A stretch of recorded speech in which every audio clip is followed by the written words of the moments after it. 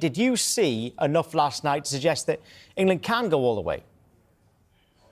Yeah, I think so. I think when we played against these kind of low block teams previously in Andorra and Latvia, it's difficult, and those are not the games that Thomas Tuchel's been brought in to improve England in. We've always beaten those teams. It's against the teams that will come at us a bit more how will those performances change. And I think what we showed yesterday were two things that we've lacked for a while, which is freedom, as you guys said, players willing to be, expansive and progress the ball a lot quicker than we have done previously, but also aggression and intensity. And I think that's key to any international team that wants to go far in a tournament.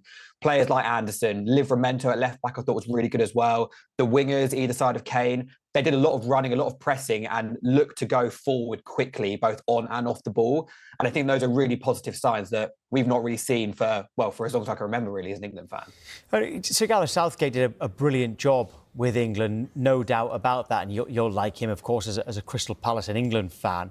But he was often criticised for his style of play, rightly or wrongly. And Tuchel has been so far as well. Did you see something last night that actually suggested that England are evolving? Definitely. You are right. I do like Gareth Southgate a lot. I'm one of his biggest fans, not just because of the Palace connection, but for what he did for England. But the only time I can really think of an England team under Southgate that played with that level of attacking intent was probably the World Cup in 2022. I think that was weirdly the best England team we had under Southgate, even though that was the earliest we got knocked out in a tournament. And yesterday we saw something that you need to have as a team that wants to go far in a tournament. And I think that's partly due to the players that have been brought in. We've obviously changed the squad a lot. And you mentioned the likes of Madueke, Rodgers, as I said, Livramento, Reece James coming back in, Gahey and Konter as well. These are players that haven't played much for England over the past few years, but Tuchel has a way of playing, and those players suit that way of playing. And I think us as England fans are going to have to get used to a change in style, a change in squad. I think there's always a debate about who should start where, and should Trent come back in, etc. I think we need to trust Tuchel, because that was a Thomas Tuchel performance yesterday. That was a Thomas Tuchel team, which England haven't really looked like since he came in. So the longer we look like that, the better chance we have, I think, of going all the way in the US next year. But Ollie, on that, where we say we've got to get used to the change of squad, change of tactics, formations, isn't that what we needed? For my opinion, what I see is, in the end, the squad kind of just got the same old squad with Gareth Southgate. Picked the same players, whether they was playing for their clubs or performing or not performing, they was selected. I felt like the team needs to be refreshed. The group needs to have a freshen up completely in there. And listen, the players that missed out for injury, that happens, that's football, right? But the players that have come in, like you said, Elliot Anderson, Noni Madueke, Morgan Rodgers in there, they've certainly thrown their name right in the hat. And they've got the shirt at the moment. Yes, we can say about the three players that are not in there, but now they've got to get it back. They've got to get the shirt back off them, because them three that played over them 2 games, listen, they've been phenomenal and deserve to be a part of the England squad and the starting 11. 100%. I mean, you mentioned earlier about Tuchel having a headache. He absolutely does. I mean, Madueke has been brilliant since Tuchel's come in. I mean, everyone, I think, can agree that Saka is a superior player to Madueke, but he's only played 1 game under Tuchel so far. He's missed 3 breaks through injury, and he needs to get some minutes quickly in the England team. And I think Saka has probably been England's best player over the past 2 to 3, maybe 4 years. But Tuchel needs to get used to players, and Madueke has been one of the best players that he's had so far. And Morgan Rodgers yesterday, was outstanding. Again, I think that Saka and Bellingham will come straight back in just because of who they are, and also how they have played for England. But we need a team. We've gone for so many years where we've just been because they pick themselves and they're great and they're that stature and they're that player. I totally understand that. But that's only taken us so far. That hasn't taken us over the line. That hasn't got us to glory. We need a team, a collective, not just individuals. Yeah, they've been the standout players. I get that. But where do we all go now? The argument is you're looking at, right, where did Cole Palmer fit into this team when he comes back? Who misses out here? Jude Bellingham comes back. Who misses out? The players that have come in there now, myself beforehand was saying Adam Wharton, he's the perfect fit. Elliot Anderson is coming in basically in them 2 games, man of match performances. It needs to be a collective for me. England needs to be a collective and go forward. And if that is changing the squads and changing the teams, then so be it. Where we stick to the tried and trusted and keep getting people in because they're great for the group. I understand that, but be great on the pitch. We're England. We should be there fighting at the top end.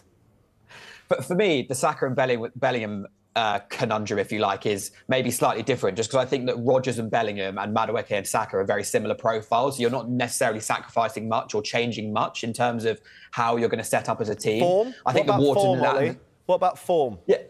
Well, yeah, I mean, let's say we get to the World Cup next year and Saka has, not really come back from his hamstring injury. Bellingham is stuttering a little bit for Madrid, and Rodgers and Madueke are flown for Arsenal and Villa.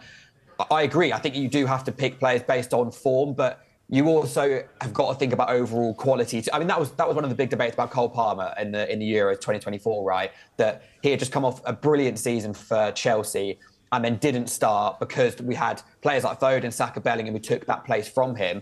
The beauty of an international tournament and games going to extra time penalties is that we will need the whole squad. And I said that about Palmer during the Euros last year, that him coming off the bench rather than starting after 60, 70 minutes is not necessarily a bad thing. Would you rather have your best players on the pitch at the end of a game in a semi-final or a final, or for the first hour? They're probably as important as each other, if not the latter being more important. So I think having players like Madueke and Rodgers who have shown they can play well in this setup under this manager, with Saka and Bellingham, who are proven world-class talent also in those positions, means that going deep in tournaments when, injuries happen, as Saka and Bellingham in particular have kind of missed games over the past few years through niggling injuries with their shoulder and hamstrings respectively, having those players knocking on the door, banging on the door is certainly not a bad thing. If I had to pick the team tomorrow, thankfully I don't, because it's a stressful job, as we're showing here by debating it so much, I would still go Saka and Bellingham. But that doesn't mean that Rodgers and Madueke haven't absolutely earned a place in this squad, maybe even the starting 11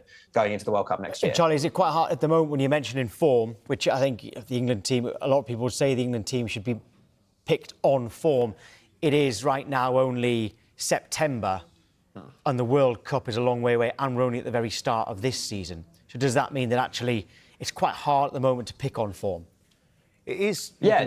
Sorry, you can say that it is on the form and all that building up, but that's the start. You want to be on that run. You don't want to be chasing the form. You want to be just chasing on, I need to get better performance. I need to be scoring goals. I need to be assisting. But you need to get on that run straight away. What I think that also is, we go on about the Palmer bit and with Bellingham and Saka. I want to see in the squad, I want to see starters. So people that are coming in that should be starting. You've got a good argument for starting. Not, there's an argument that they should be in the squad. That's the biggest thing. And you need to hit form. And why not start now and build it all the way through the season so your name is constantly being talked about being an England starter for the World Cup? 100%. I mean, these players, Saka, Bellingham, Wharton is someone you mentioned. Obviously, as a Palace fan, I rate Wharton really highly and think he's got superstar potential. But they're running out of time to play minutes under Tuchel. There's a squad that is beginning to develop now and players are missing it consistently through injury or through whatever. I think we've got 2 more breaks before the end of the year. The likes of Saka, Bellingham, Wharton, whoever, Trent, they need to be in those squads and they need to be playing consistent minutes if they want to play, I think, in the US next year. And if we get to the new year and they haven't done that, then, maybe the team that played last night will be very similar to the one that will start the opening game in the World Cup next year. Yeah, a lot can happen, but if we play like that, we will go far. Ollie, thank you. Thank you very much, guys.